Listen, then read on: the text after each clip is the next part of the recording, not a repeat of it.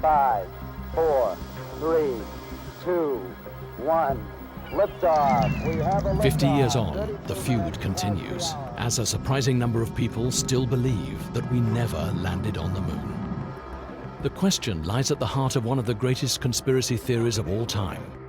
A theory born from an era of global suspicion, political mistrust, and fake news.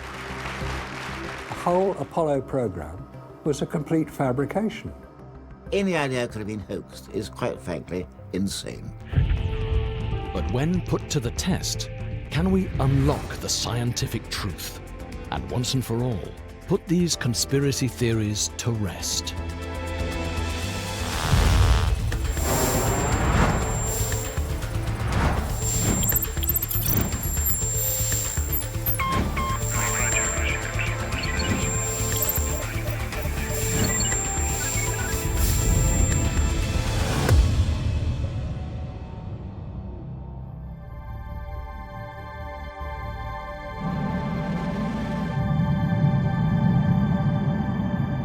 In the 21st century, one of the greatest achievements in history still remains a source of controversy. It's one small step for man, one giant leap for mankind. Did the Apollo moon landings really happen? Or were they the biggest hoax of all time? Trevor Weaver has dedicated years of research to the Apollo missions and was once a supporter of the moon landings. We didn't go to the moon, and that is an established fact. NASA provided all the topographical data they had, all the photographs, all the massive models to Stanley Kubrick, so they could actually fake moon scenes. Could the moon landings actually have been faked by Hollywood director Stanley Kubrick? The history books say otherwise, that Apollo 11 astronaut Edwin Buzz Aldrin spent 3 days traveling to the moon and was the first to follow Neil Armstrong's historic footsteps. Beautiful view. Isn't that something? I'm totally in favor of freedom of speech, but I think people need to be responsible when they think about intentionally, for their own benefit, misleading the young people who are the future leaders of our world. Moon conspiracy theorists have been a small but persistent and vocal group, over the years often confronting and accusing astronauts of lying. In 2002, when conspiracy theorist Bart Sibrel buttonholed Buzz Aldrin, his temper got the better of him. You're the one who said you walked on the moon when you didn't. Calling the kettle black if I ever thought of it. Saying I misrepresented myself. Away from me. You're a coward and a liar and a thief. The punch stirred a generation less trusting of traditional media, more open to believing fake news and theories spread on the internet, and revived the moon landings hoax theories. NASA never realized that we would have something called the internet. It's only now, when all those videos are available, that people can see what the problems are. I think the propagation of so-called fake news, the spread, which is very welcome, of access to the internet, means that we have far more sources than we used to. There is a real crisis in understanding the strength of those sources. People often have some kind of distrust of authority, governments, and so on, and they assume that there's some kind of plot to keep the information from us, that actually the propaganda victory of going to the moon could be based on something that was entirely fabricated. But if the Apollo missions were faked, it would mean NASA had managed to keep one of the biggest secrets ever created. 50 years ago, the Soviet Union and the USA were locked in a struggle for global dominance. Then, on October the 4th, 1957, the Soviets launched Sputnik, the world's first satellite, into orbit. A breakthrough that hit America hard and made the race to space even more crucial. There's no doubt that the space race in the 1960s was driven by superpower rivalry. There was a degree of anxiety in the West about the advancement in Soviet technology, and the feeling that the West somehow had lost its leadership and needed to catch up. We choose to go to the moon in this decade and do the other things not because they are easy, but because they are hard. At the peak of the Apollo program, NASA employed 400,000 people. But was putting a man on the moon so important that the United States government faked it? If so, a legion of NASA employees not only participated in the deception, but they kept the secret from the rest of the world. That was such a seminal event that it wasn't just about the mission itself, but the way that that influenced wider life. You know, people began to think, oh, we can do space travel, we can actually go to other worlds.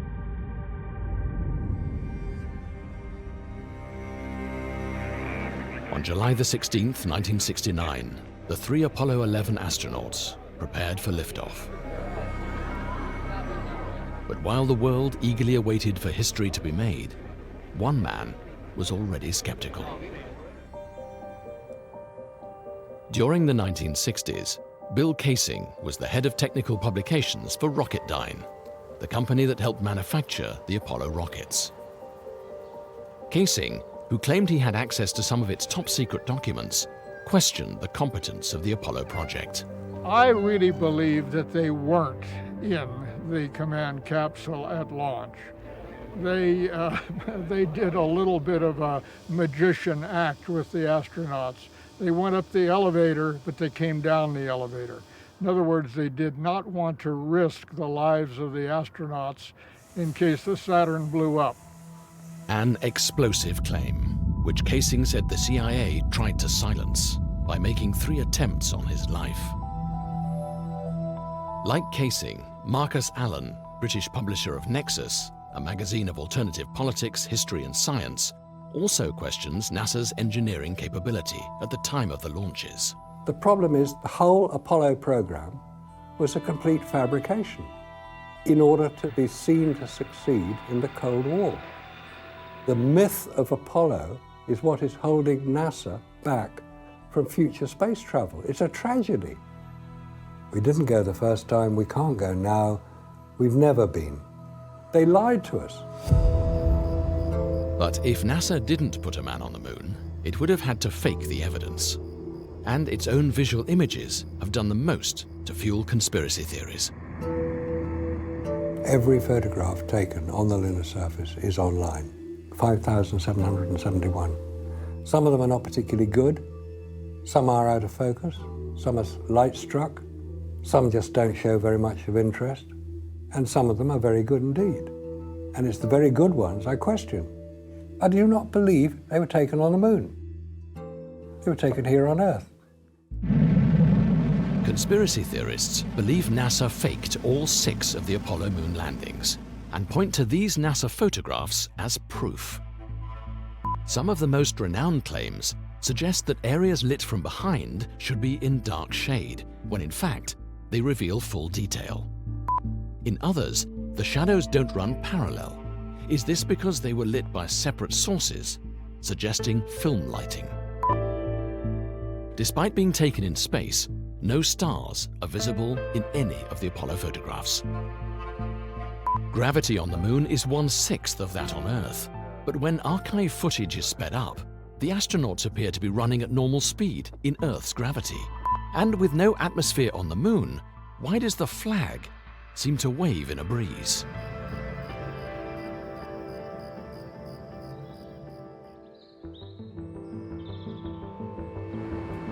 For the purpose of this program, we filmed an experiment on a lunar set built in the Trona Pinnacles in the Californian desert to challenge the hoax theories and put these claims to the test. By testing some of the most famous conspiracy arguments and addressing new evidence, can we put the lunar hoax theories to rest once and for all? This is Apollo Control Houston at 105 hours, now onto the flight Apollo 11. People all over the world were eagerly tuned in to the historic event. Dass ein Mensch zum ersten Mal den Mond. Astronomer Sir Patrick Moore reported the mission live on British television. Ever since the dawn of human history, We dreamed about going to other worlds, and this was the first time it had been done. And of course it was an exciting time, and also a very tense one.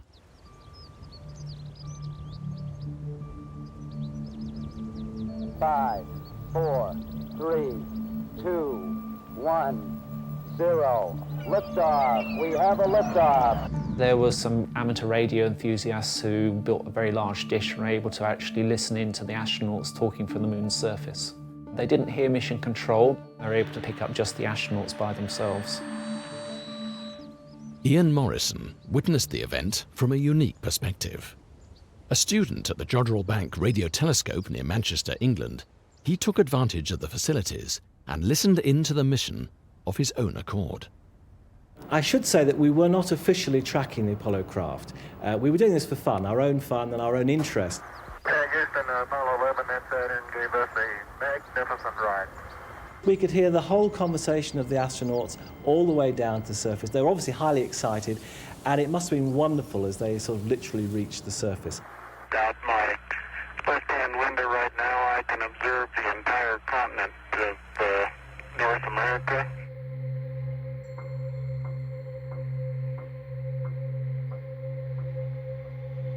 Okay, engine stop. We copy you down, Eagle. Tranquility Base here. The Eagle has landed. And then Neil's voice came through. The Eagle has landed. And that for me was a minute of intense relief. And since I'm on the air live, I had to watch what I said. It's one small step for man, one giant leap for mankind.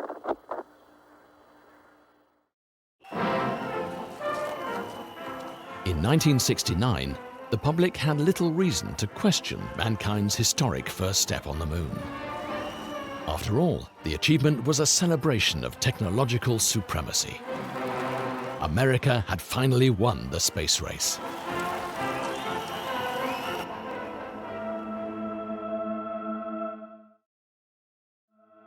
Mankind's first steps on the moon have become the epicenter of hoax theories. Conspiracy theorists claim NASA faced a formidable challenge with its primitive 1960s technology. Just 14 months before the Apollo 11 mission, Neil Armstrong test-piloted a prototype lunar lander. The result was disastrous.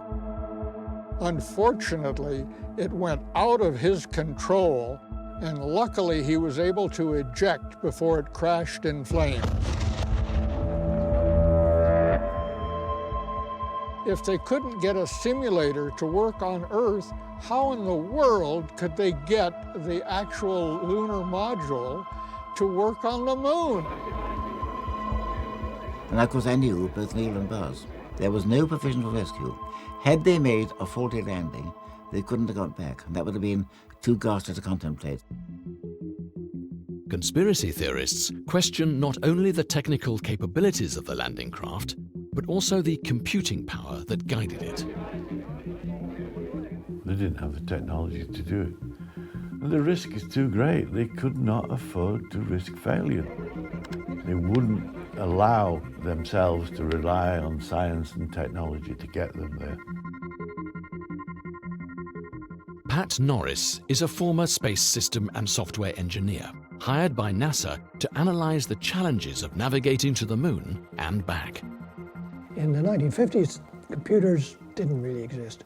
But by the mid-1960s, computers were available that were powerful enough to do the calculations needed for such a complicated mission. Of course, by comparison with today's computers, they were very primitive. While these advancements should surely encourage a new line of missions, conspiracy theorists argue that this is enough to question if we ever could have gone in the first place. We're talking about the mid-1960s here, when computers occupied rooms. The sort of computing power that you have in a mobile phone today would be greater than the computing power that was alleged to have been used to land man on the moon. One of the reasons that we had difficulty in navigating close to the moon was that the computers available weren't able to provide a sufficiently detailed mathematical model of the moon's gravity. Perhaps there wasn't enough information. But even if there had been enough information, the computers probably wouldn't have been able to cope with it. They were adequate for the mission at the time, but only just.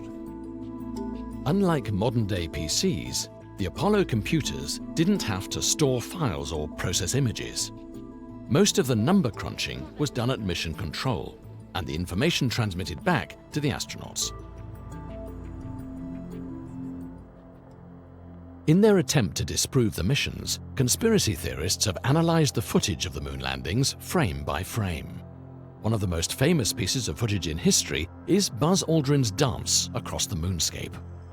Near the end of the 2.5 hours, in front of the television camera, I did have an opportunity to prance around and hop and demonstrate different methods of moving around.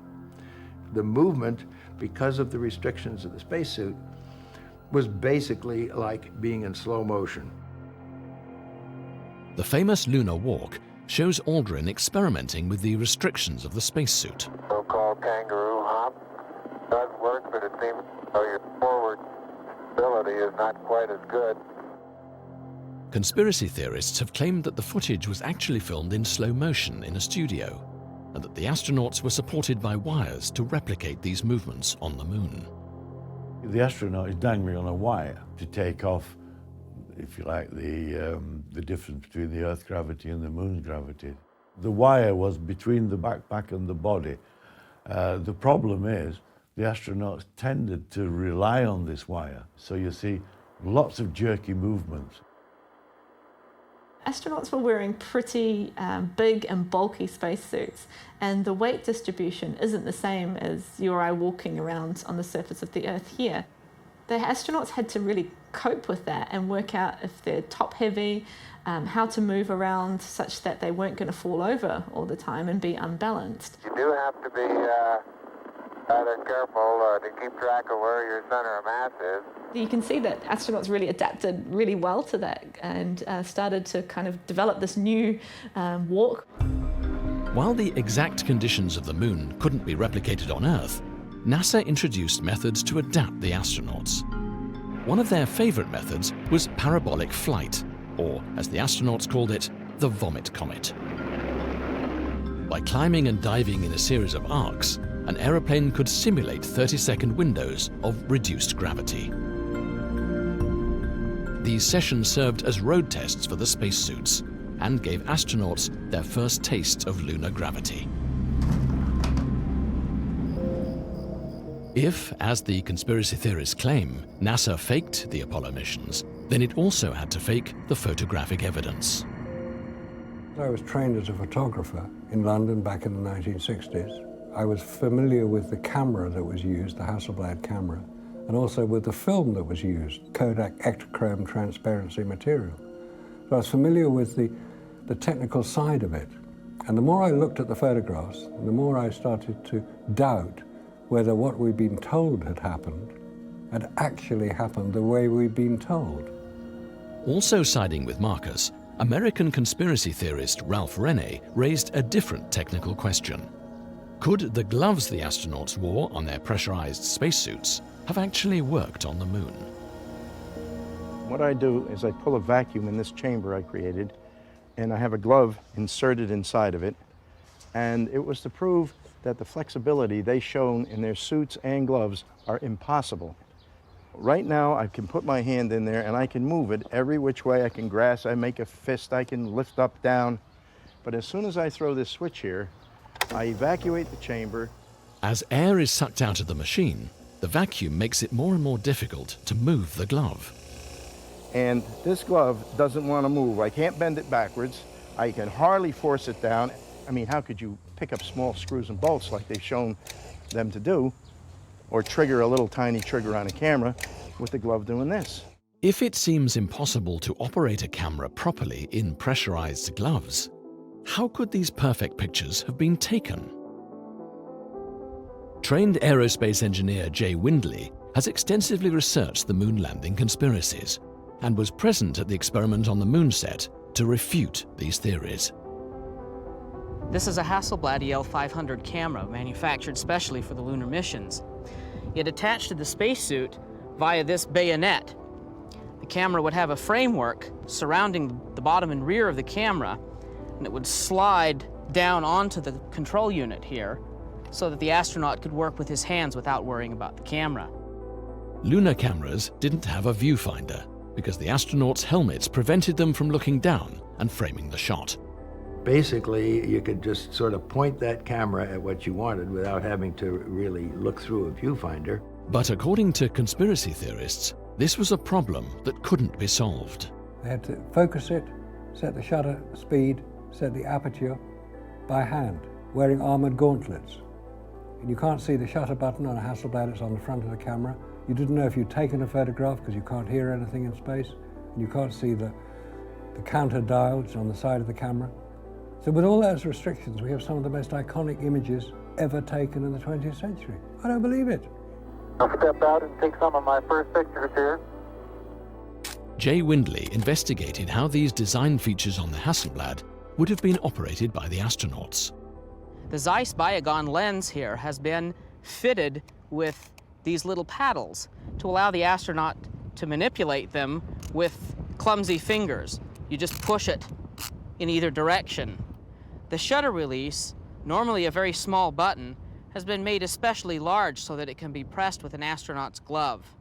The focus ring has been fitted with stops that correspond to near, medium, far, and infinity.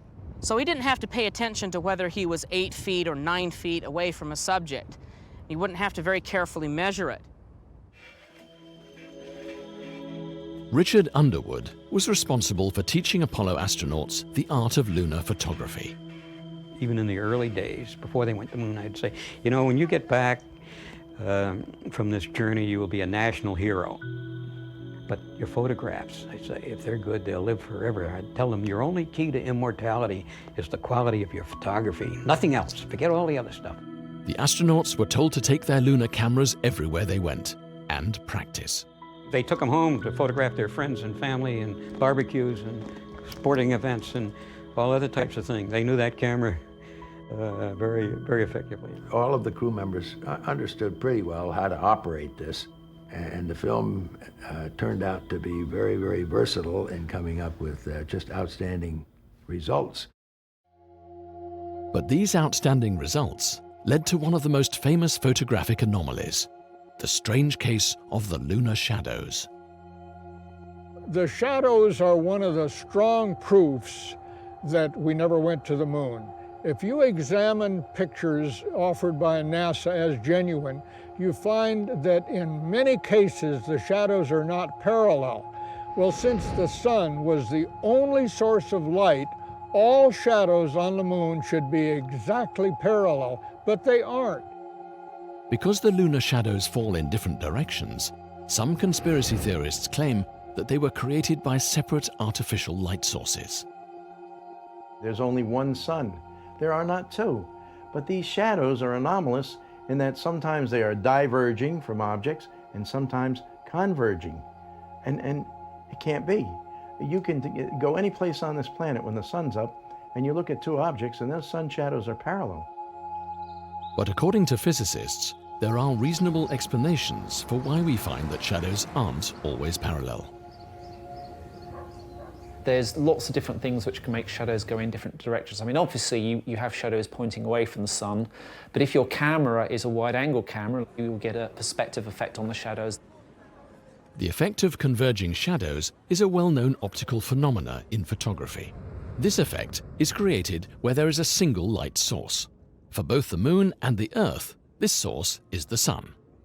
If you have bits of topography on the surface, like troughs, they can produce shadows which appear to be at right angles to the main direction of the sun.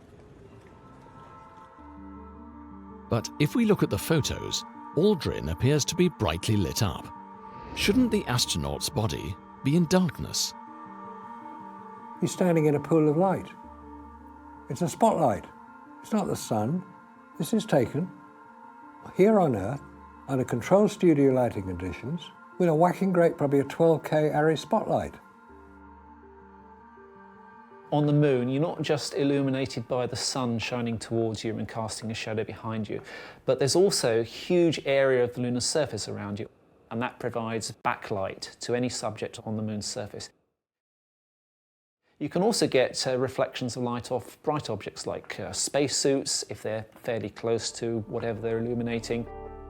And specifically, the light bouncing off the highly reflective lunar module. In these pictures, you can clearly see where a pool of light appears. If you look at pictures where the astronauts are away from the module, the surface appears evenly lit. Another cause for suspicion among conspiracy theorists is Apollo's symbolic highlight, the American flag. Wherever there's an American flag, it's always brilliantly lit up, even if it's on the shadow side. And on the shadow side, that should be really dark black. But they had little spotlights, obviously, because that's the only way you can do it. Oh, geez, that's great. Is the lighting halfway decent? The flag they took to the moon was made of nylon, which is fairly translucent material. It lets light through, so I wouldn't expect to see one side bright and one side dark. Here we can see our flag brightly lit from the front, but if we move around to the back, we can see that even with our single light source, it's still brightly lit. The light is shining through and making the flag glow. But why does the lunar flag wave around if there's no wind on the moon? The stage sets were very hot, because when you film in slow motion, you need more light, because each frame is being exposed. They had 144 frames per second, so they needed very, very strong lights. Therefore, it was probably very hot. Probably they had some cooling. Is this waving flag the ultimate proof the landings were faked in a studio? With no atmosphere on the moon, the planting of the Apollo flag has caused some controversy. If you look at how the flag swings, the edge of the flag is acting like a pendulum. If you know the length of the pendulum, you know the time of the swing, you can say where the gravity is, and it was on Earth. So how could the flag, flapping on the windless moon, be explained? Neil Armstrong and Buzz Aldrin may not have been thinking about that question as they prepared for the historic moment. Putting the flag on the moon was really a symbolic highlight of the mission. It was one that we had not really rehearsed. Neil knew where the flag was stowed. We brought it out, then we had to put the two pieces together. It won't go up. Straighten that end up. The astronauts had to drive the flagstaff into the hard lunar surface with a twisting motion. A horizontal aluminium rod kept the flag suspended. And this caused the free end of the flag to flip up and back in response to that. Also, this is an aluminum tube, very similar to the ones used on the Apollo mission. It's very springy. If I cause it to spring and then let go of it, we see that this motion continues long after I've let go of it. Once it's in the surface, then those oscillations gradually dampen away over time, the vibrations going down the flagpole, and then it's pretty much stable after that. Beautiful, just beautiful. Conspiracy theorists point to another strange anomaly, one that can't be explained by lack of atmosphere. As the 16-ton landing craft touched down, its powerful rockets would be expected to blast away the top layer of dust, exposing the rocky lunar surface.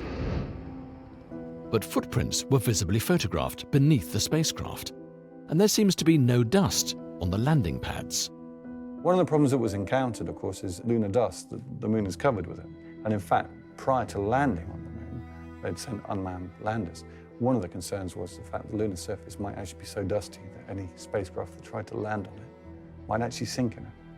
And if it wouldn't support an unmanned probe, it certainly wasn't going to support a manned one.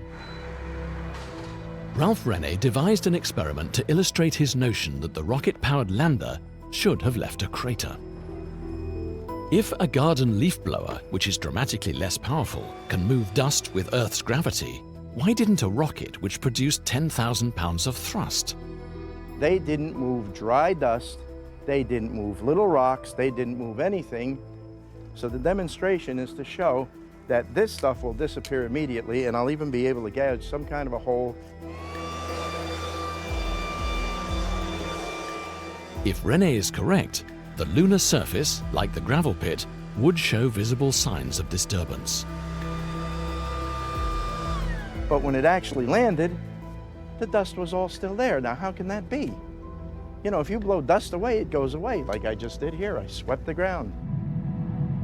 Some people think that when you land on the moon, you should get a very big crater underneath the rocket nozzle on the lunar module. Now, that's not the case, because when they were coming in, they'd already throttled down to at least about a quarter of the maximum thrust. And just above the surface, they turned off the rocket motors. So any exhaust was actually pretty feeble when it landed on the moon's surface. This engine did not leave a crater of any size. If you look at the pictures, you can see a very slight depression underneath the rocket nozzle where dust and a little bit of soil has been radially blown away in different directions around the lunar module. And a closer inspection of some of the photographs reveals that the landing did, in fact, disturb a very fine layer of dust, but not enough to cover the landing pads. I can see some evidence of rays emanating from the descent engine, but very insignificant amount. But the NASA images from the mission aren't the only proof of the module landing on the surface. Satellite images taken of the lunar surface in more recent years could suggest more compelling evidence of the Apollo landings. The Lunar Reconnaissance Orbiter is a robotic spacecraft launched by NASA in 2009 to orbit the Moon. Using some very high-resolution cameras and being relatively close to the Moon's surface, it has actually been able to pick out each of the 6 Apollo landing sites. And not only the descent stages where they landed, but locations of the flags, the experiments, the 3 rovers that were left on the last 3 missions. But some argue that these satellite images aren't as detailed as they expected when they were taken in 2011.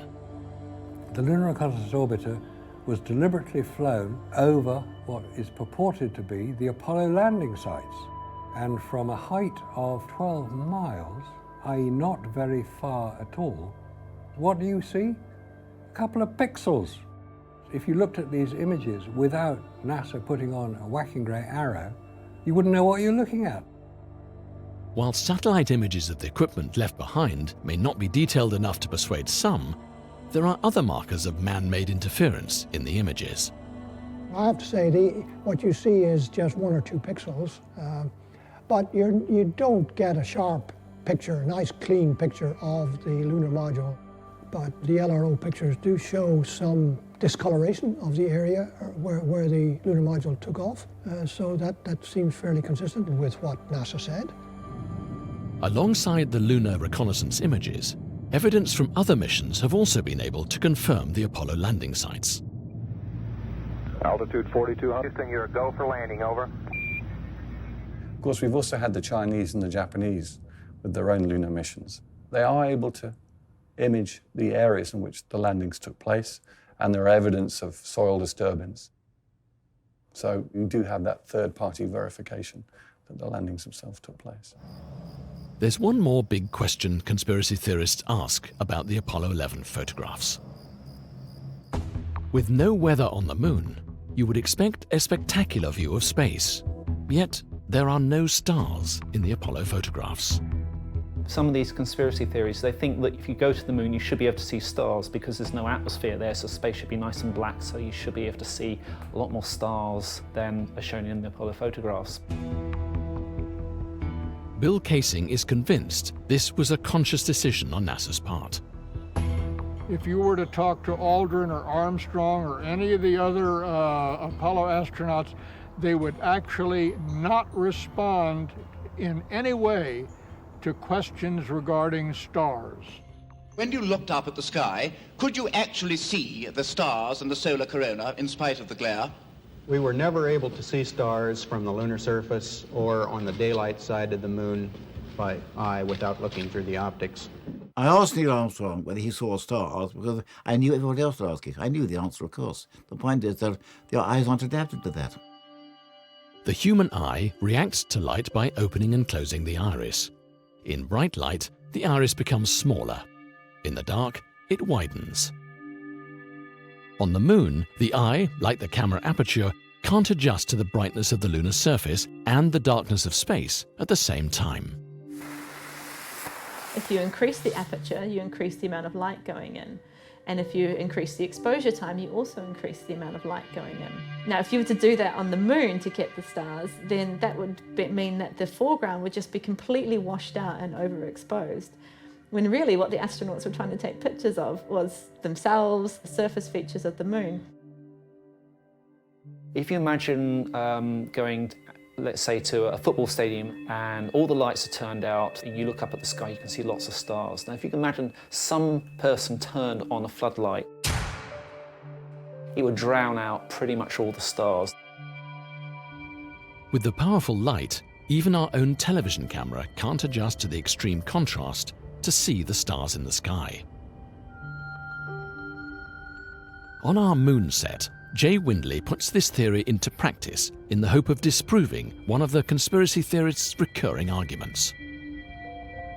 We're going to find out that if we use an identical camera loaded with identical film and we shoot pictures of the night sky, we won't get stars. Okay, I'm going to take a shot here. You notice here I'm not using any sort of a viewfinder. I'm just aiming. Will this experiment be enough to invalidate the conspiracy theorists' claims?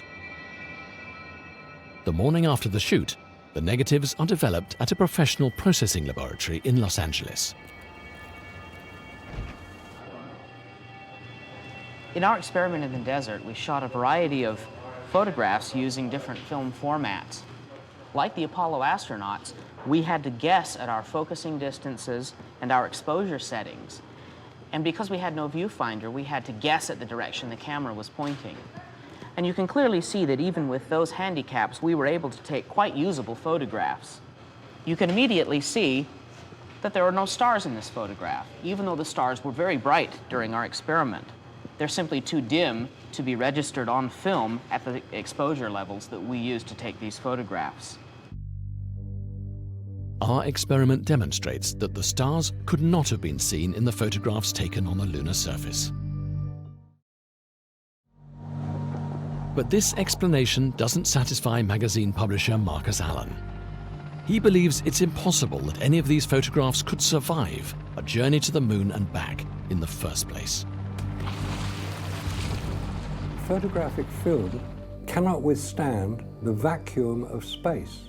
So how did they get all these fantastic photographs we've been shown forever about Apollo astronauts on the moon when the film was not in a pressurized environment, let alone radiation protection? Conspiracy theorists believe this is their trump card. Not only would it destroy film, it would kill the astronauts.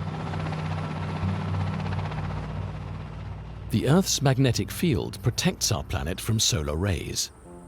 But beyond this zone, deep in space, is where conspiracy theorists believe astronauts would be vulnerable to radiation's deadly effects. The moon is irradiated by the sun constantly with terrible heat, and of course there's cosmic radiation, and then there are micrometeorites that travel 60,000 miles an hour that would go right through the camera, the film, and of course the astronauts themselves. After leaving the Earth's atmosphere, the astronauts rocketed through the Van Allen belts. Van Allen, he said it was a sea of deadly radiation. You would pick up a death dose just about the time you got through the Van Allen shield. You'd be cooked and you'd be dying. These radioactive belts form a thick ring encircling the equator, thinning out around the North and South poles. Until they get an engine that'll lift the life capsule surrounded by 6 feet of water or equivalent mass of lead, they don't even dare go through the Van Allen shield. NASA knew it was dangerous. Don't you think that when they went through the Van Allen belts, they would have said, "How are you feeling, guys? Any effect? You still feeling okay?" Surely you would say this, because if they were in any way incapacitated, it would be a disaster. When NASA designed the trajectory to go through the Van Allen radiation belt, it was done so the astronauts would go very, very quickly through there, so they wouldn't get a very high dosage, and they also picked a part of the Van Allen radiation belt which the levels of radiation were quite weak. NASA claims the astronauts endured only a brief exposure, penetrating the thinnest section of the belts in 1 hour. The Van Allen radiation belt is a zone of radiation around the Earth. It's shaped a little bit like a donut with two centres in it. It's got a very strong, nasty area around here. As you can see, that's a darker area, and that's the inner belt, and an outer belt over here, which is a little bit more benign. Now, the Apollo astronauts were sent on a trajectory which avoided the inner belt, so they were at a relatively safe part of there, and they went through fairly quickly, so they didn't hang around inside the Van Allen radiation belt for very long. But once they passed through, they faced an even greater danger. So here we have these clowns running around in tinfoil craft, stopping solar radiation. And I'm not talking about the light, I'm talking about the radiation from the solar storms. There's always risk in space. For example, you can have solar storms where you can get massive doses of radiation being flung out from the sun. These eruptions from the sun can knock out satellites and electricity grids on Earth. But they can also be detected by an early warning computer system. If there was some form of solar storm, a big radiation discharge, that the astronauts could actually be exposed to an unacceptable hazard, which would be a real risk. So there were solar scientists actually monitoring the solar activity to make sure that they weren't about to launch into a potential problem. Just 3 months after the Apollo 16 mission, NASA admitted that a violent solar flare hit the moon's surface, an eruption so powerful it could have killed the astronauts had they been there. The point is that the American Apollo astronauts did not have protection against these levels of radiation. And we know that because NASA now admit, as a result of the Orion craft, which is Apollo 2.0, that the levels of radiation are such that they have to find out means to protect them before they can send humans through these levels of radiation. But they'd sent the Apollo astronauts, so what's the problem? The problem is they didn't send the Apollo astronauts. I believe that this nation should commit itself to achieving the goal before this decade is out of landing a man on the moon and returning him safely to the Earth. Those were the words of President Kennedy in 1961. There were 3 parts of that sentence. There was get humans to the moon, before the decade is out, and safely. And safely was only one of the 3. And there were a number of occasions during the course of the Apollo program when particularly the phrase, before the decade is out, kind of took priority over safety. Sometimes they had to take some risks in order to keep to the schedule. The astronauts could only rely on their spacecraft to survive a solar flare. By studying the disk of the sun, you can make predictions about when these are going to likely happen and avoid those times. And even if there was a storm, if the astronauts were in the command module, you could rotate the command module so you've got a lot of the fuel, the oxygen, and the water in between the astronauts and the direction the radiation's coming in. And if we're on the surface, then you could potentially go and hide behind a rock, or you could even launch off from the surface before the nasty bits of the solar storm arrive. For conspiracy theorists, radiation is the final nail in the coffin. They believe the astronauts could never have survived a trip to the moon and back. But could the objects they returned with also be the key to unlocking secrets from the lunar surface itself and provide a definitive answer to the question, did we really land on the moon?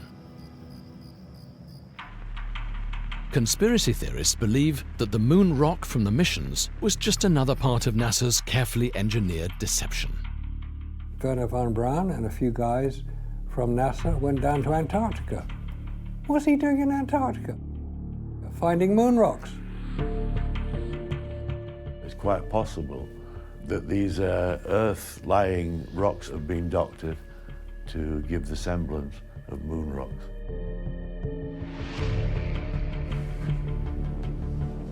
It would be really, really tough to fake these things. It would be really hard now, and certainly 50 years ago, the idea that you would spend resources on producing some kind of secret lab rather than actually sending people to the moon to bring them back. But how many people have actually examined the moon rock and can confirm where they came from? There's a great deal of doubt about it.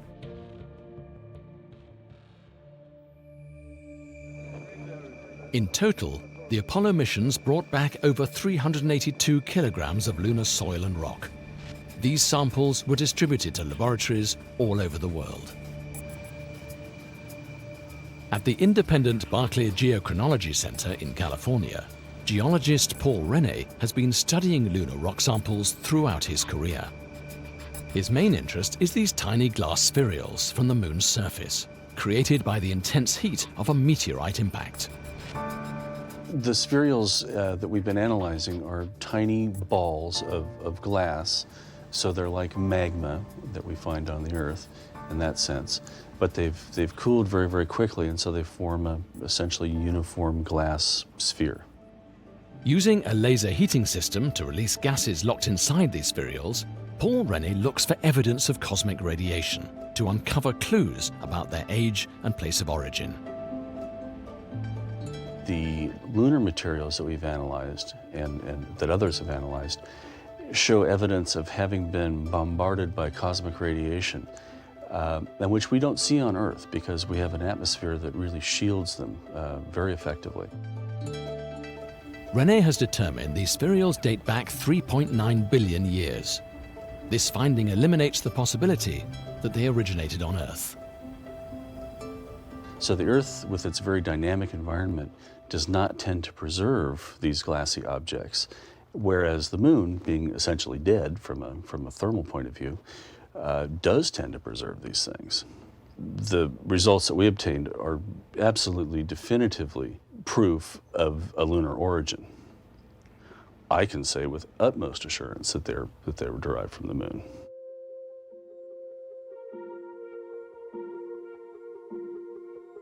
But it's evidence the astronauts left behind, and not what they brought back, that may offer the clinching proof. Each successful Apollo mission set up a range of experiments, and 50 years after Apollo 11, the lunar laser range is still in use. There were two major experiments. One was a series of corner reflectors to reflect laser beams from the Earth sent to the Moon that then, because of the geometry of these corner reflectors, would send the beam back in exactly the direction that it came from. But conspiracy theorists believe that these experiments were taking place before the Apollo missions. You don't need retroreflectors to fire a laser. It was being done by the Massachusetts Institute of Technology in 1963. They were firing lasers at the Moon. No reflectors there then. Nobody had landed then, and they were getting a signal back. If this had already been achieved without a reflector, what was the advantage of NASA placing these on the lunar surface? There are no lasers there. NASA only did the reflector business so they could prove they went to the Moon. It was just another part of their ploy.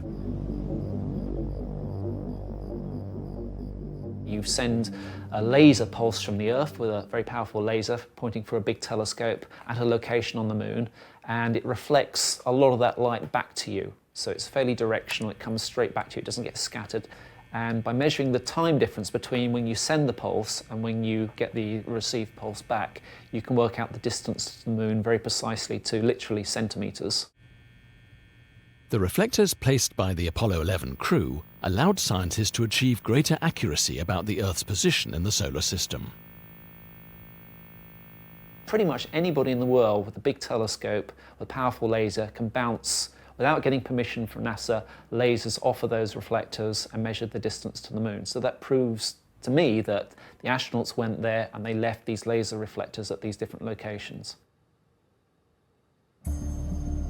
If NASA had faked this, surely the Russians would have exposed the legitimacy of this half a century ago.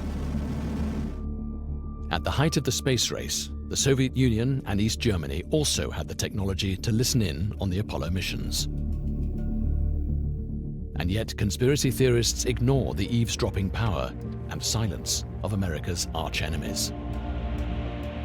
They weren't at war, but this was as close as they could get, if you like. Any form of fraud on the part of either party would have been exposed by the other party very quickly. If the Russians said publicly it was a fake, they would need evidence. Otherwise it would just be sour, it would look like sour grapes. But they had no evidence because NASA had everything. But even with no doubt raised by the Russians 50 years on, perhaps all great human achievements are destined to attract skepticism and controversy. There will be landings, there will be men, there will be women on Mars soon. I hope that we don't see the same pattern of conspiracy theories surfacing, simply because it'll be one of the biggest, if not the biggest, achievement of mankind.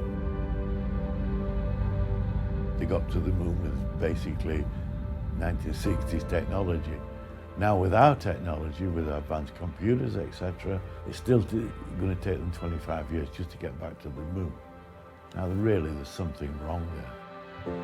When we see real conspiracy theories that become public, whistleblowers give away the secret after a few years, even though there are only a small number of people involved.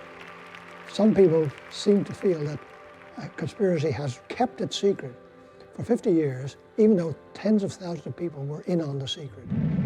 For all the effort it would take to create and hide a lie of such magnitude, it would have been far easier for NASA to build a rocket and put man on the moon.